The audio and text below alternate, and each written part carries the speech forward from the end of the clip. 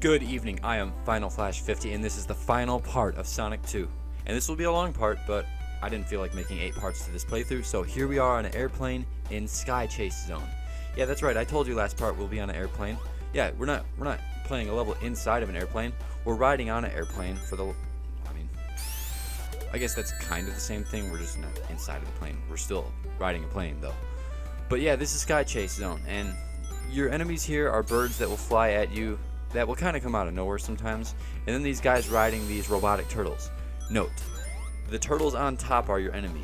These dudes right here, they're perfectly fine. They don't even hurt you and you can stand on them, so they're kind of helping you. And they look like they're relaxed and just chilled out, you know? So those turtles are cool. Oh, and then there's those guys with helicopters on top of their heads that don't really do anything. They kind of suck. The biggest hazard at this level are the birds that come at you out of nowhere.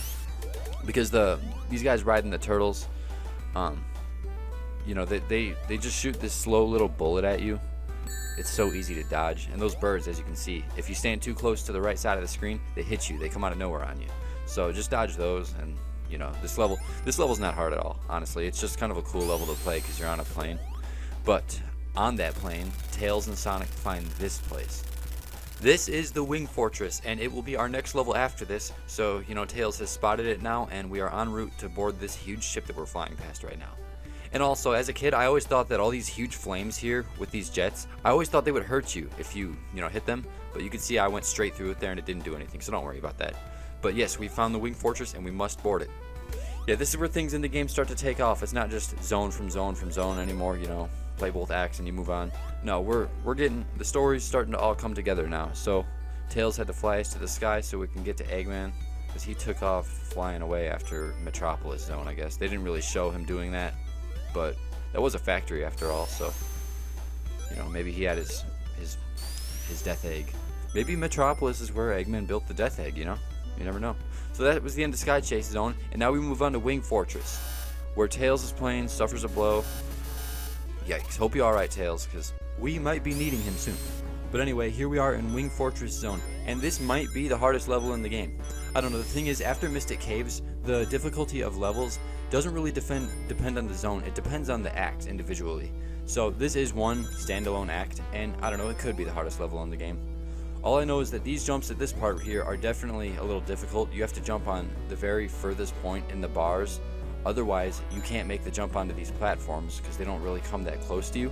And these bars are a one-time jump. After you jump off of them, you don't grab back on. So yeah, and this is all a bottomless pit. I mean, I know that when you fall off of a plane in real life, you eventually will hit the ground, but no, this is a video game. When you hit the bottom of the screen, you die. And also, there's a shortcut somewhere around here that you can take where you get hit by a propeller, and the invincibility frame makes you land. First of all, it makes you go through the propeller, and you can land like really further into the level. And yeah, there's a shortcut like that, but I didn't take it. And right here, you can see the proof that this guy's name always was Eggman. You can see the ship says it right there. So yeah, even though his name started off as Robotnik in the United States of America, it was Eggman originally, no matter what. That was the proof right there. This is earlier in the game than they even started saying Eggman in the series. And it does say that in the Japanese version of this game, which shouldn't even matter. That's where they were calling him Eggman, so that's why it says that. So, yeah, we're still in Wing Fortress. This is just a cool level. I don't know. You're on a spaceship for the whole thing, so you find all kinds of cool places, and you go inside and outside the ship. You get hit by gusts of wind. Well, I mean, the gusts of wind, I guess, are from the fans. And has that part even passed yet? I don't know. I don't think it has. I mean, you think I would remember something like that, but when I'm commentating, I'm just so focused. Here it is. Yeah, you get hit by a huge gust of wind because you go outside of the air pressure, I guess. I mean, I don't know why. I don't know why it ends right there. We didn't go inside or anything. We're still outside. There's just a random gust of wind at that part. I don't even see any fans blowing. Those fans are blowing, but they're not blowing Sonic or forcing him anywhere. So who knows? Why question it? It's just a video game. Got these platforms disappearing on me though. I don't know how that checkpoint was already got before I got there, but that actually happens for the rest of this level. And this part is an absolute blast for me. These little platforms throw you really far, like faster than the springs can, and they send you back and forth at that part. And I do it at least like 5 times every time I play Sonic 2, so it's awesome. And I'm pretty sure we are near the end of the level, which means I did in fact beat this level faster than I remembered. So that's cool. And this level actually has probably the hardest boss in the game that you're allowed to fight with rings. Yeah, I'll get to why I say that in a little bit. It won't be too long now. And even though it's kind of hard to tell where to go at that part, you just got to come up here to the top. And why is this checkpoint already got before I get it? That doesn't make any sense. Okay, so we blow the walls out with that bomb thing right there. And here we go to face the boss. Eggman's got us trapped in here with 2 laser beams that they don't hurt you, they're just the walls. So that's good. If they hurt you, that would make this boss a lot harder. And you got these 3 spike platforms floating around that hurt you. Yes, they have spikes, so your platforms are indeed another obstacle in the boss. And if that's not enough, because it's pretty crowded in here, there is a giant laser beam shooting at us from the ceiling. Yeah, luckily it can't point in different directions. It can only point straight down, so that's cool, because if it can point in different directions, that would really, that would really mix things up with this boss fight. And I don't even know if I'd be able to beat it like every try to this day if that thing could rotate. No, but you just gotta dodge that when it shoots, and then these platforms are what you really gotta keep an eye on, because they're floating around at all times, but the laser gets put away every here and there. But these platforms, you can see how you kind of just, there really is a pattern you can move in to dodge them.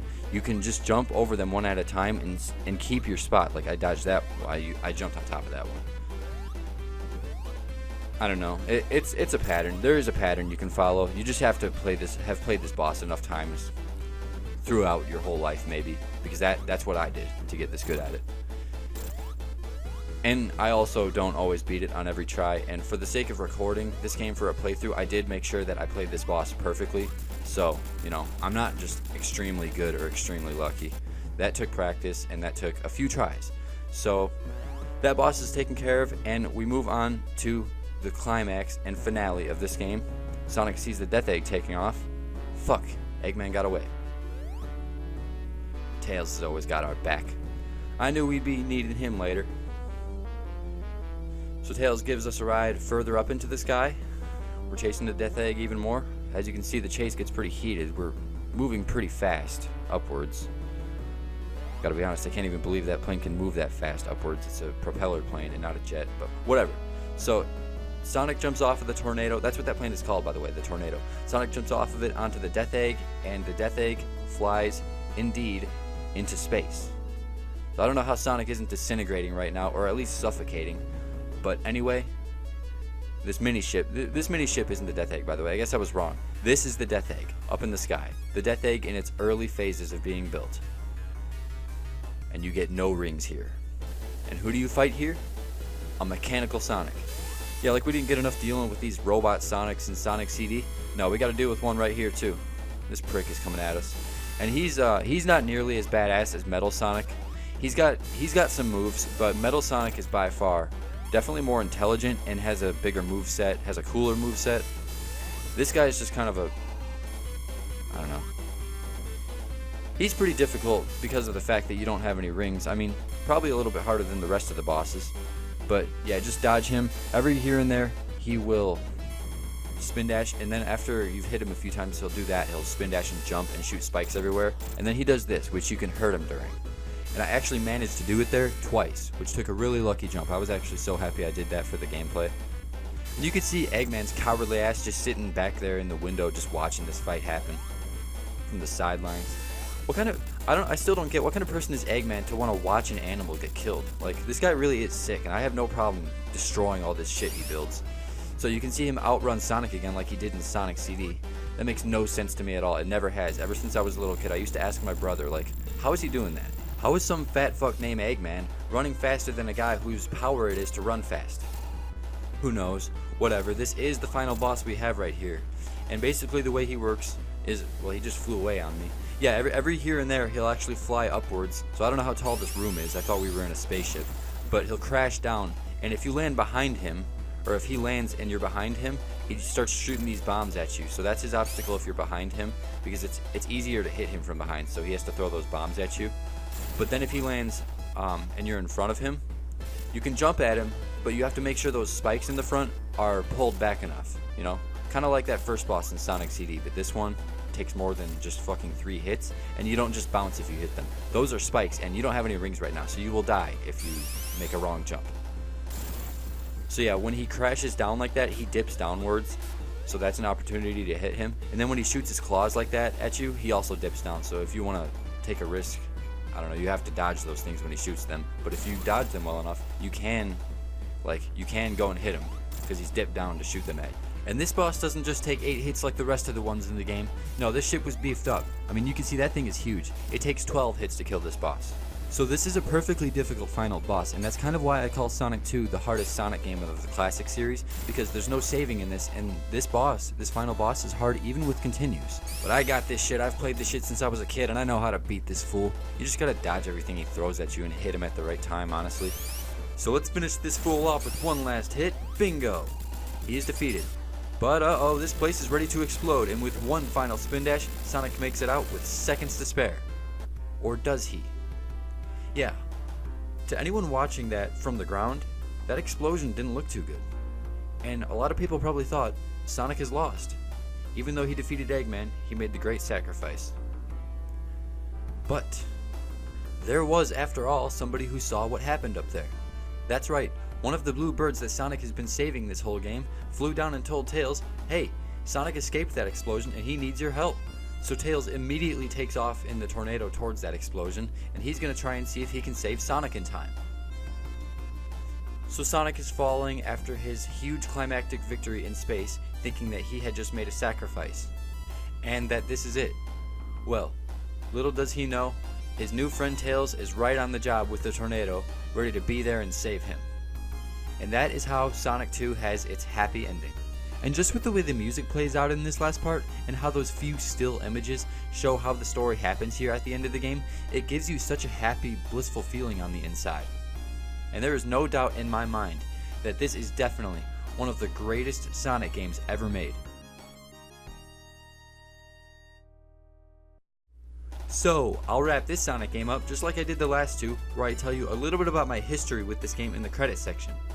First of all, I'll say that the reason I didn't get the Chaos Emeralds in this game is because right there at the end, where Sonic needed Tails' help, let's just say when he has all the Chaos Emeralds, he no longer needs help from Tails at that part. And I just think it makes a little bit more sense and is a little bit more climactic that Sonic would be saved by the new friend that he met in this game. So this game comes full circle a little bit better if you actually don't get the Chaos Emeralds. Besides, the new ability that you get from all the Chaos Emeralds when you get all 7, you can't use in that final boss anyway, so it's, you know, it just doesn't take part in the plot of this game, that's all. But don't you worry. Once Sonic 3 comes around, I'm going to show you everything to the maximum. I'm going to beat that game 110%, and it is just going to be a beast of a playthrough. So, to talk about my history with this game for a little bit, I did not get started with this game on the Sega Genesis. I think I was introduced to this game a little bit after I was introduced to Sonic CD, and I was introduced to both games on the computer. Sonic CD came out on the computer with another Sonic game, I think it was Sonic R, and then Sega made these things called Sega Smash Pack, which came with a couple of Genesis games that you could play on computer. And on Sega Smash Pack number 2, there was Sonic the Hedgehog 2. And at that point, I had already known how awesome Sonic games were. Actually, I think that's why we got Sega Smash Pack in the first place. But yeah, on there I found Sonic the Hedgehog 2 and just played the shit out of it, got good at it, and eventually deemed it one of the best Sonic games I had ever played. And the Sega Smash Pack didn't last forever. You know how when you're a little kid, those game discs eventually do get destroyed. I think it got too scratched or something, or honestly I don't even remember what happened to it, but it did disappear. I was reintroduced to Sonic 2 and the rest of the Sonic games that I play to this day on the Sonic Mega Collection on the GameCube, which I still have. So yeah, the Sonic Mega Collection was a huge, huge jackpot. Like, it reunited me with all the Sonic games I knew and loved. And it actually reunited me with a few other games I found from the Sega Smash Pack. Flicky was another game on there. It was originally on the Genesis, but that's another game that Sonic Gems Collection brought back to me when I got it. And then there's Comic Zone, which is another game I really love that was for the Genesis. Originally found it on Smash Pack, and then found it again on Sonic Mega Collection. Anyway, that is the end of the credits. Sonic 2 is now taken care of and complete, and we can move on with the Sonic series. I hope you enjoyed this game. It definitely is one of the best Sonic games ever made. Clement is smart to make it his favorite. It's definitely one of my favorites, and I hope to see you in the next playthrough. Have a good night.